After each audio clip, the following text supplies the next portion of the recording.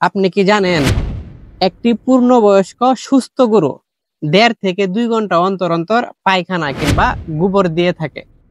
একটি পূর্ণবয়স্ক সুস্থ গরু দৈনিক ৪০ কেজি পায়খানা এবং প্রস্রাব করে থাকে। তবে দানাদার খাবারের মানের উপরে ভিত্তি করে এবং পানির উপরে ভিত্তি করে কিছুটা কম বেশি হইতে পারে। প্রিয় ভাইজানেরা, আজকের ভিডিওটা অত্যন্ত গুরুত্বপূর্ণ, প্রত্যেকটা খামারি ভাইজানদের জন্য গুরুত্বপূর্ণ। এই ভিডিওর মধ্যে খামারির সফলতা লুকিয়ে আছে। আপনি আপনার গরুকে দৈনিক যে খাবারটা দেন, সেই খাবারটা আপনার গরুর ঠিক মতো হজম হচ্ছে কিনা, গরুর খাবার গ্রহণ করার পরে গরুর শরীরে বৃদ্ধি ঠিক মতো হচ্ছে কিনা, আপনি আপনার গাভীকে খাবার দিচ্ছেন, গাভী খাবার গ্রহণ করার পরে সঠিক পরিমাণে দুধ দিচ্ছে কিনা, এটা আপনারা অনেকেই জানেন না। গরু গরু অবলা প্রাণী, কিছু বলতে পারে না। তারা অসুস্থ হইলেও বলতে পারে না, তারা সুস্থ থাকলেও বলতে পারে না। তবে মহান আল্লাহ তাআলার রহমতে গোবরের মাধ্যমে এই বিষয়গুলা প্রকাশ পায়। যদি গরু অসুস্থ থাকে, গরুর শরীরে যদি কোনো ঝামেলা থাকে, সেই ঝামেলাটা গরুর গোবরে প্রকাশ পায়। তাই আজকে আপনাদেরকে আমি 5 ধরনের গোবর দেখাবো। এই যে দেখতে পাচ্ছেন আমার সামনে গোবর, এই গোবরগুলা আমার সংগ্রহ করতে খুবই কষ্ট হয়েছে। শুধুমাত্র আপনাদেরকে বোঝানোর স্বার্থে বিভিন্ন জায়গা থেকে গোবরগুলা সংগ্রহ করা। কোন গোবরটা উৎকৃষ্ট মানের, গরুর কিরকম গোবর থাকলে গরু কিরকম টাইপের অসুস্থ, এই বিষয়টা আজকের ভিডিওর মাধ্যমে জানা যাবেন। প্রিয় ভাইজানেরা, এই যে দেখতে পাচ্ছেন গোবরটা, এই গোবরটা শক্ত, কিছুটা গুটি গুটি টাইপের।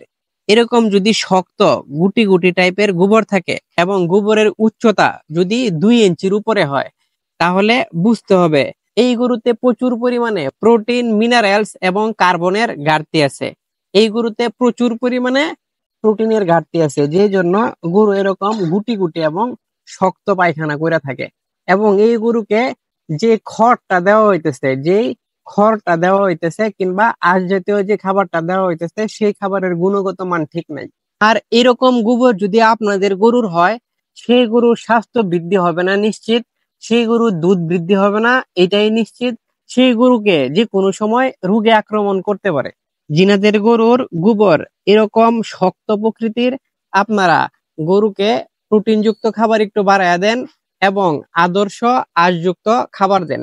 এই পাশে 2 নাম্বার সিরিয়ালে যে গোবরটা আছে, এই গোবরটা কিছুটা শক্ত প্রকৃতির, পুরাপুরি শক্ত না। এই গোবর যদি গরু দেয়, সেই ক্ষেত্রে এই গোবর দেখে বোঝা যায় এই গরুতে প্রোটিনের ঘাটতি আছে, মিনারেলেরও ঘাটতি আছে। তবে আঁশযুক্ত খাবারটা পরিমাণে বেশি দেওয়া হইতেছে।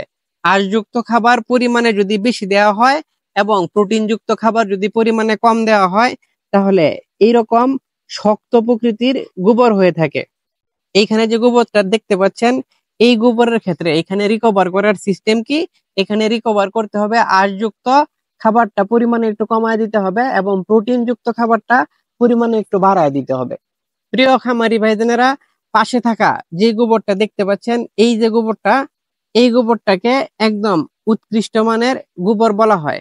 কেন উৎকৃষ্ট মানের গোবর বলা হয়? এই গোবরের উচ্চতা, যেই গোবরের উচ্চতা 1.5 ইঞ্চির নিচে থাকে, কিছুটা নরম প্রকৃতির, সেবিন ফুমের মতো হয়ে থাকে এবং গোবরটা দেওয়ার পরে যদি এরকম মাঝখানে একটু গর্ত হয় এবং গোবরটা যখন গরু দেয়, সেই ক্ষেত্রে 3 থেকে 6টা রিং রিং এর মতো থাকে। এখানে দেখতে পাচ্ছেন কিছুটা রিং রিং এর মতো আছে। এরকম যদি 3 থেকে 6টা রিং রিং হয়, সেই ক্ষেত্রে এই গোবরটা উৎকৃষ্ট মানের।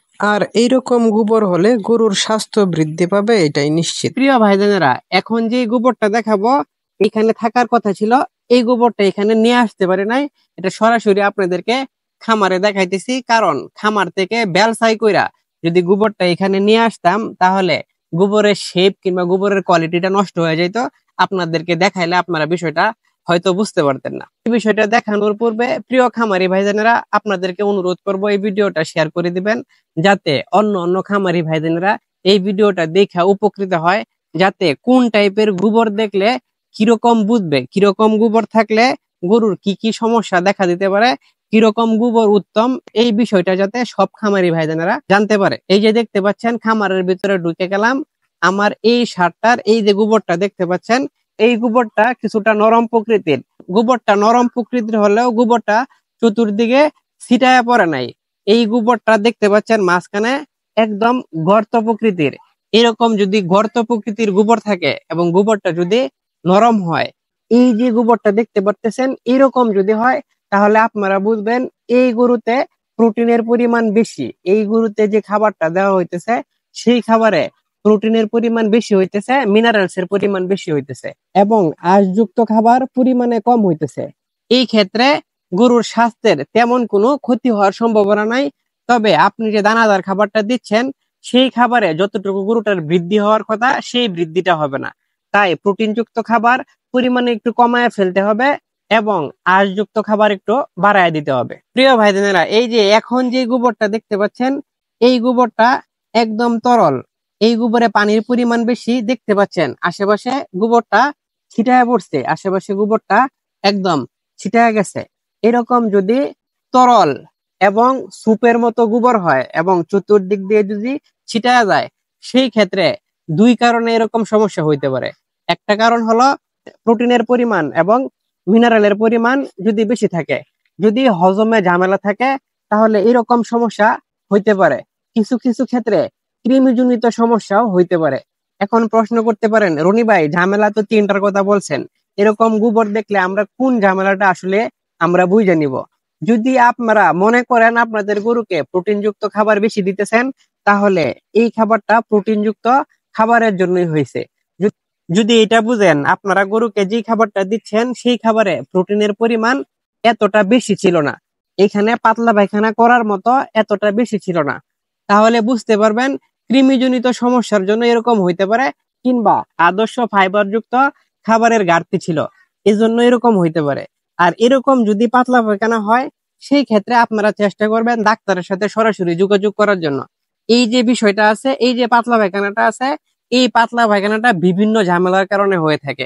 কিছু কিছু ক্ষেত্রে এরকম পাতলা পায়খানার সাথে যদি মিউকাস যুক্ত থাকে, এরকম পাতলা পায়খানার সাথে যদি রক্ত যুক্ত থাকে, এরকম পাতলা পায়খানার যদি কালার কালো থাকে, সেই ক্ষেত্রে বিভিন্ন রকম ব্যাকটেরিয়া জনিত রোগের সংক্রমণ হইতে পারে। তাই এরকম টাইপের যদি গোবর হয়, সেই ক্ষেত্রে আপনারা চেষ্টা করবেন সরাসরি ডাক্তারের শরণাপন্ন হইতে। প্রিয় খামারি ভাইজানেরা, আশা করি গোবর সম্পর্কে আপনারা একদম সম্পূর্ণ পুষ্ট ধারণা পেয়ে গেছেন। আপনারা একদম সরাসরি কয়েকবার এই ভিডিওটা দেখা আপনাদের গরুর গোবরের সাথে মিলাবেন। এই যে এখানে যে গোবরটা দেখতেছেন গরুর গোবরের সাথে মিলাবেন, তাহলেই আপনারা বুঝতে পারবেন যে আপনাদের গরুর কোন সমস্যা আছে, আপনাদের গরুর গোবরে কোন সমস্যা আছে, আপনাদের গরুর খাবারে কোন সমস্যা আছে, আপনাদের গরুর বৃদ্ধি সঠিক পরিমাণে হইতেছে কিনা, এই বিষয়টা আপনারা একদম হাতে নাতে ধরে ফেলতে পারবেন। দোয়া করে আপনাদের জন্য, আপনারা ভালো থাকবেন, সুস্থ থাকবেন, কাউকে আর গরুর জন্য সাথে থাকবেন, আপনাদের রনি ভাইয়ের সাথে থাকবেন। আসসালামু আলাইকুম ওয়া রাহমাতুল্লাহি ওয়া বারাকাতুহু।